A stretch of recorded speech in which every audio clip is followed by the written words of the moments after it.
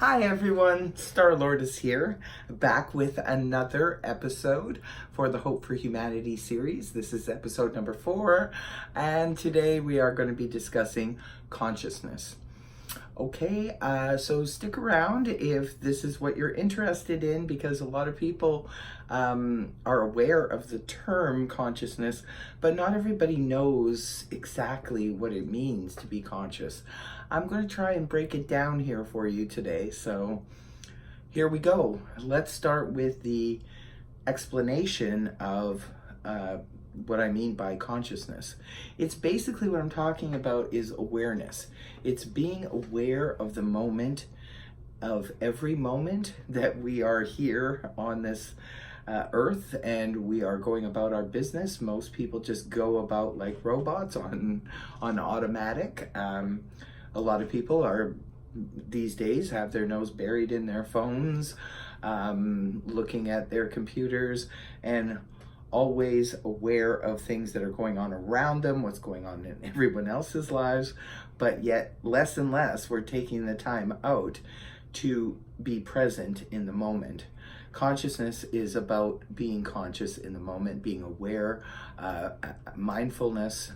I believe that there are only sort of two things that people do and how they act in life, and they either act from consciousness or they act from unconsciousness. Now, when you're acting from unconsciousness, this is where the sort of negative behavior can come from.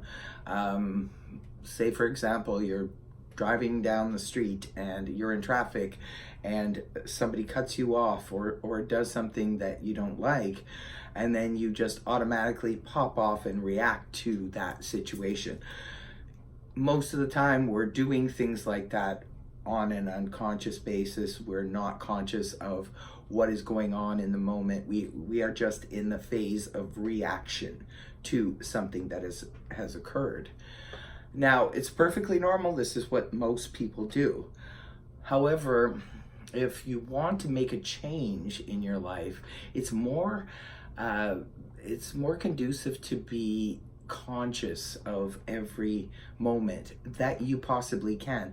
There is no way, unless you are a Buddhist monk and have attained high ascendance, that you can be present every single moment of your day or your life. That's not realistic for most of us.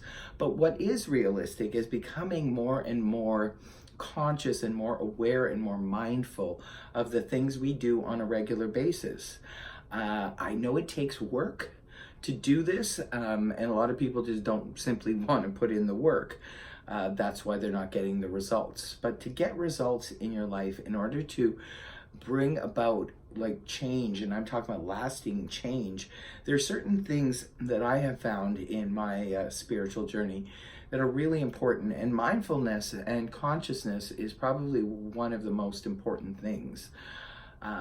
Just being aware in a moment, in any given moment of your life.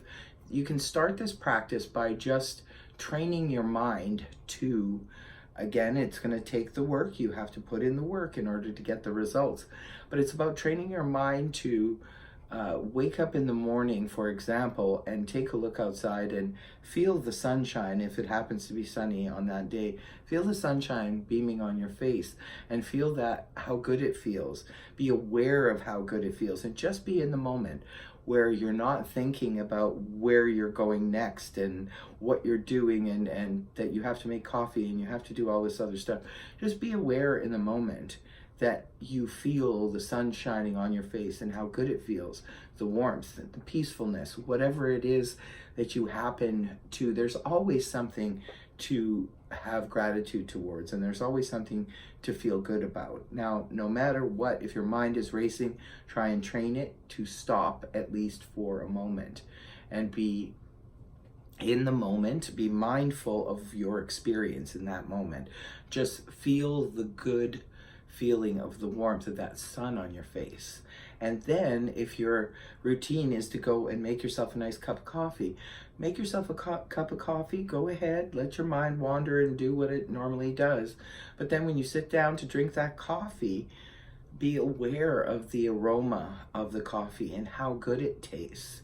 And these kinds of things can help to train your mind to become more and more conscious. If you just start by the little things like this, it can eventually build up to the point where your mind is going to start doing it more and more often during the day. And that is the point that we're all wanting to get to, is so that you become more and more conscious of how you feel, of what you think. Because believe it, when you do that, you will find yourself little by little, as you're doing more and more conscious things, you're going to make different choices, better choices for yourself. And as a result, things in your life are going to start to get better. Now, again, don't expect an instant fix, because it takes time. It's like meditation and anything else like this. It's a combination. I find is best to do it all, the chakra clearing, the meditation, and the mindfulness thinking. If you do all of this stuff in conjunction, eventually you are going to get to the place where you want to be. And that's the place of peace, because we all want peace of mind. And if your mind is constantly going and going and going, repeating same thought patterns over and over again, all you're going to end up with is the same type of reality.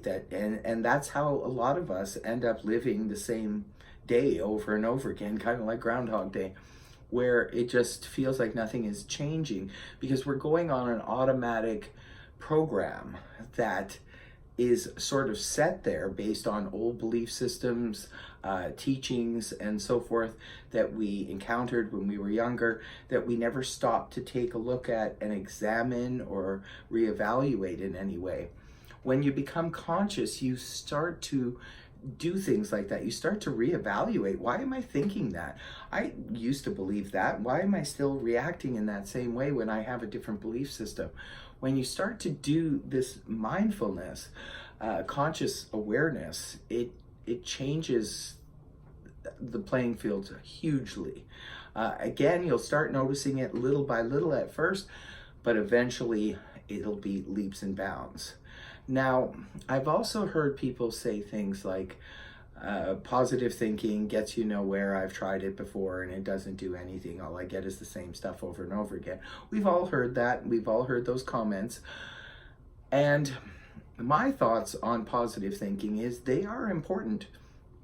When you're going throughout your day, this is not about denying a difficult moment in your life. We all have the contrasts of life happening, the good and the bad coming and flowing. It's meant to be that way. There's no way we can ever get rid of the bad. There's going to be points of suffering. We are all going to experience some loss of some kind, and let's be realistic here.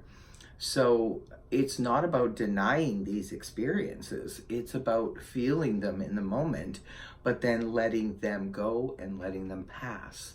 This is so very important. People need to sort of come to terms with that. It's not about being positive and saying, something just happened. My dog passed away and I'm okay with it because I want to feel positive. That's not what this is about. Feel the mourning and the loss of your pet passing away, but then realize that there's more to life than just the sorrow and the suffering. There's always going to be an ebb and flow, and you can let go of that emotion once you have felt it, and then move on again to find anything positive in your environment. There's always going to be something, like I said, that delicious cup of coffee or that feeling of the warm sun on your face. Whatever the case may be, or the look in your child's face when you look at them and they're being so incredibly cute and innocent, it's that love that you feel. Take those moments and really milk them as much as you can.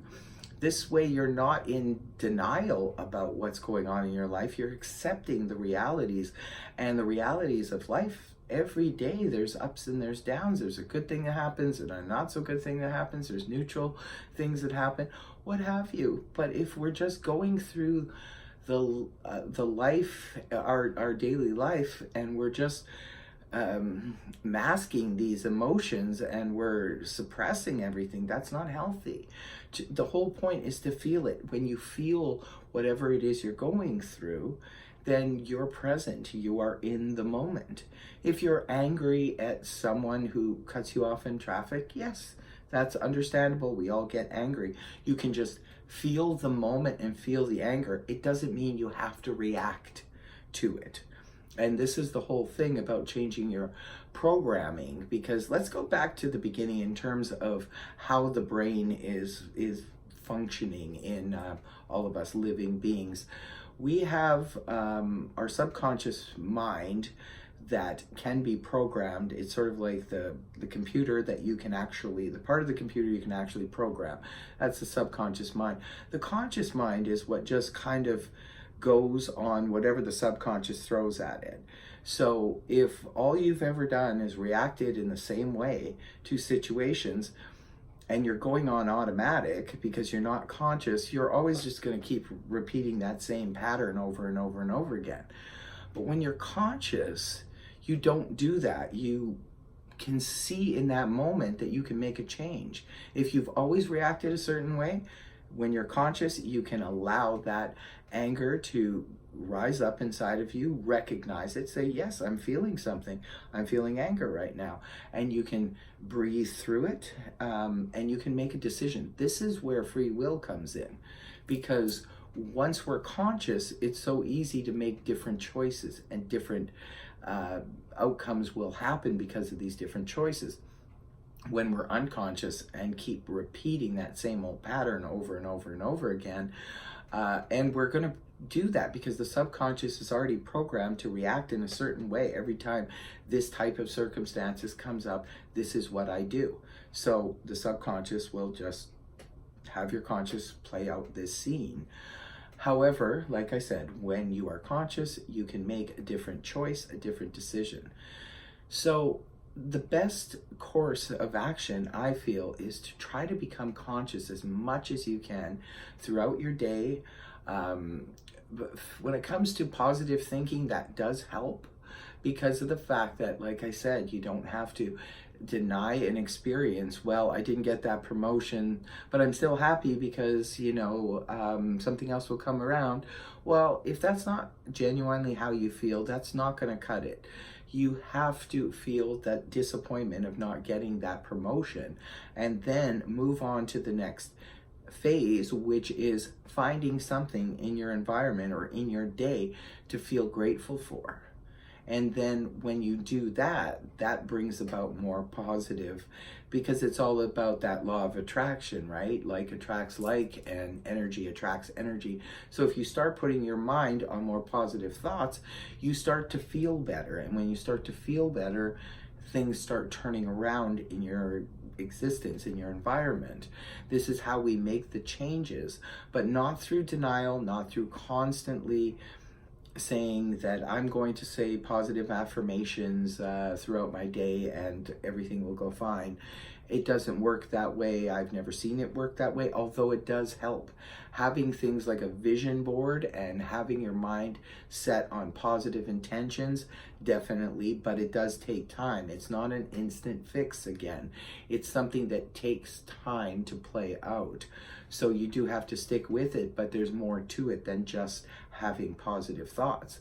Being conscious, being mindful and aware of where you are in any given moment in your day is going to help you to make these changes that you need to make in order to manifest the things that you want to manifest.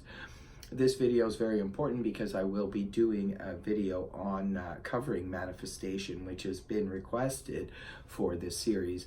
And without understanding this portion of it, it's going to be very hard to explain how to get to the manifestation stage. This is a very important step in really trying to make these changes that you want to make in your life. So many people, even if they're in a good place in their life, people always want more challenges, or good challenges I'm talking about. People like to challenge themselves. People like to set goals, and even if they're at a certain plateau, they want to move forward, and that's good. That is a good thing, because your ambition kicks in and you want to do more, you want to have more, you want to accomplish all these things. That's wonderful. But the thing is that too many people get stuck with just playing the same old program over and over and over again.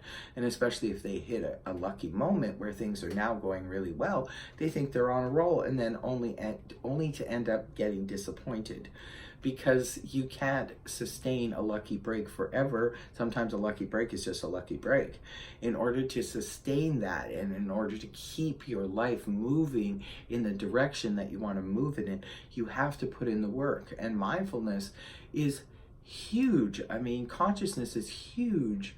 I do believe that there are not bad people and good people in this world. I believe that there's just conscious people and unconscious people.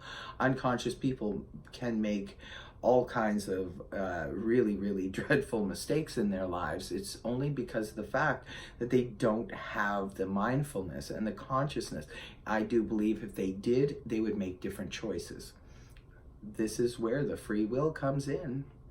It's about being conscious, because in that moment, when you decide to strike out at that person or do something really nasty that could end up messing you up as well as somebody else, you could stop and think. When you're conscious, you can allow the anger and all of those feelings to well up. Just acknowledge them. All your feelings and emotions want you to do is just acknowledge them. And when you acknowledge them, they will release. And it's up to you what you do from that point on. Most of the time, it's best I have found in this world, to turn the other cheek. Because when people come in and make nasty remarks towards you when you haven't even done anything or said anything to them, remember, it's coming from inside of them. All right, they're having their own issues, they're being unconscious. And when you strike back, now you're becoming unconscious and striking back, just reacting on old patterns. When it comes to wanting to break those patterns, the best thing to do, what I have found, is to turn the other cheek, in the sense that you do not have to say anything. Acknowledge your anger, acknowledge your feelings, take a deep breath, and do not pay any mind to this person who is doing this. Remember, they're coming from an unconscious place, so there's no need for you to react to them. Their issues and their strikeout is about them. It's not really about you. You don't have to take that on as a burden or something. The only exception would be is if somebody is being threatening or bullying you. You must stand up for yourself. But in that moment, you can, when you are conscious, you can make the right decision. You can say the right things without being confrontational, but let the person know without a shadow of a doubt that you are not going to put up with this behavior. There are steps you can take to ensure that it doesn't happen, that you're no longer being bullied by this person or threatened by this person. Absolutely, you have to stand up for yourself, but do it in a conscious way. When we're unconscious, we make all kinds of things, and then we make all kinds of errors and judgments. We a lot of times can end up really regretting what we've said or what we've done, and this can affect our careers, our work life, our family, our relationships, and so forth. If you want to have a better communication with your spouse, with your family members, so forth, it is so important to become conscious. And if you're dealing with people who are becoming very irritating and they're coming from an unconscious place, you do not need to engage. The best thing to do is to walk away, because all these people are usually looking for is a fight. You don't have to be that sparring partner for them. You have the option to walk away, and I feel it's best to do so. Just walk away. That's what I do. Don't give them the attention. Don't play into it. You want peace of mind. That's the best way to get it. Now, I could go on and on this subject, but I want to hear what you guys have to say about it in the comment section below. I will be back with another segment next week. So I thank you very much for joining me. Take care. Namaste. Have a great week. Bye-bye.